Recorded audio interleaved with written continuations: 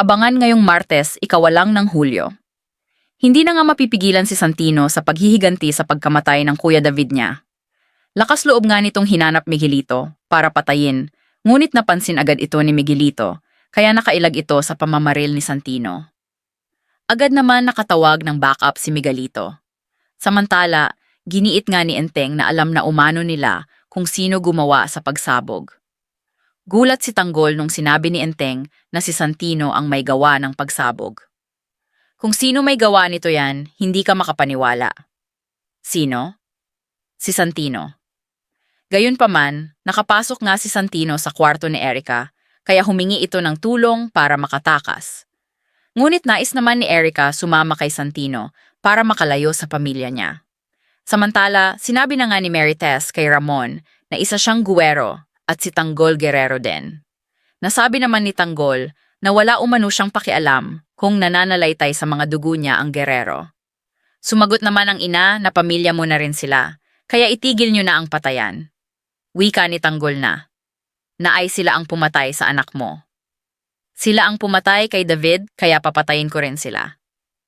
Sa pagpapatuloy ng nakaraang episode nitong Lunes, ikaw ng Hulyo, umiiyak ng inabutan ni Roda si Marites. Tanong nito kung anong nangyari. Sumagot si Tess na nag-away kami ni Tindeng. Tanong ni Roda na, bakit? Wika ni Tess na pinagtapat niya sa akin ang tunay kong pagkatao. Kaya pala, pilit niya akong nilalayo sa mga gwero. Kaya pala ayaw niya tumakbo si Tanggol bilang mayor. Tanong ni Roda na bakit daw? Sagot ni Tess na si Gustavo Guerrero ang ama ko. Laking gulat naman ni Roda sa nalaman. Dagdag pa ni Tess na tinago umano ni Tindeng sa kanya ang katotohanan. Pinagkati umano sa kanya ang pagkatao niya. Paano niya sa akin nakuhang itago ang lahat ng ito? Sumagot naman si Roda na anumang rason ang ginawa ni Tindeng. Yun ay para hindi kayo mapahamak. Intindihin mo na lamang ang nanay mo. Ikaw naman ang unang-una iniisip niya ang kapakanan mo. Sa kabilang banda, nagtungo nga si Tindeng at Alfredo sa simbahan.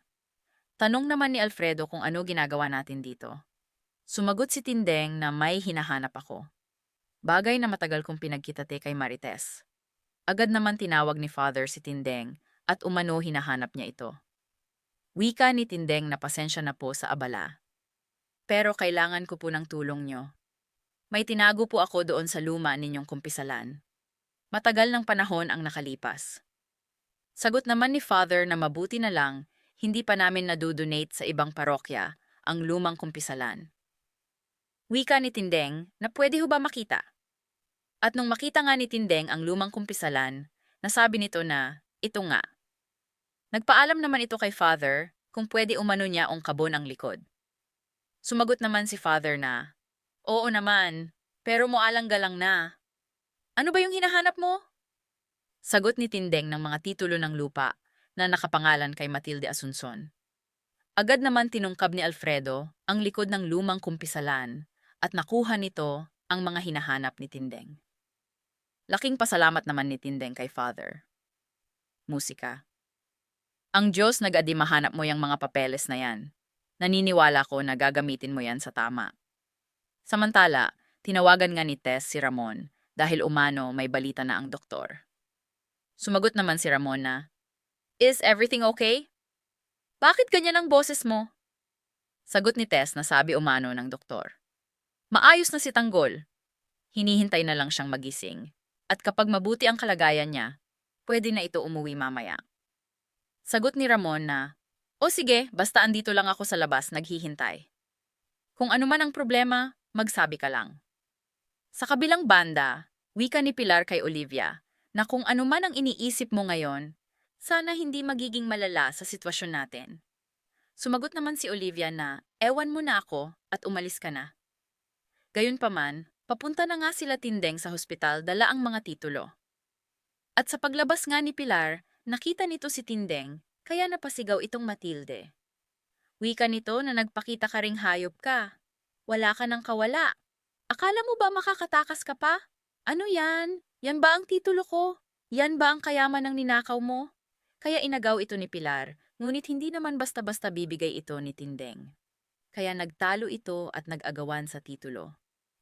Narinig naman ni Olivia ang ingay sa labas. Dagdag pa ni Pilar na ninakaw mo na ang asawa ko. Pati ba naman ang kayaman ng matagal ko ng pinaghirapan na nakawin mo? Magnanakaw ka. Sabay sapak nito kay Tindeng. Gumanti naman si Tindeng at sinapak rin si Pilar. Sa paglabas naman ni Olivia, agad nito tinulungan ng ina at sinabunutan si Tindeng. Narinig rin naman ito ni Tess, kaya lumabas rin ito. At tinulungan si Tindeng, wika ni Tess, na bakit niyo sinasaktan ng nanay ko? Sagot ni Pilar na nanay mo. Malaki ang atraso sa akin ng nanay mo. Kasama ka na doon. Tugon naman ni Olivia na Marites. Ilayo mo yung nanay mo, baka kung ano pa magawa ko dyan. Pare-pareho kayong walang pinag-aralan. Mga asal hayop, sumagot naman si Tess na tumigil ka Olivia. Huwag mong hintayin na patulan kita. Galit naman si Don J. Hulo. At